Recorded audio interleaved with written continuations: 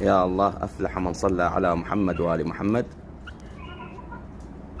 اليوم 29/9/2023، ونختم الموسم بآخر مخلف، والصلاة على النبي. إن شاء الله ينعاد علينا موسم خير.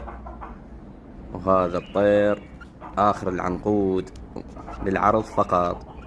هذا راح أخليه جو الطير مالتي مخرجة آخر العنقود. واعتذر من جميع الجناية اللي موصينا، لأن بلابل ماكو. هذا قوة حصلناه من دياله، آخر مخلف مال الموسم.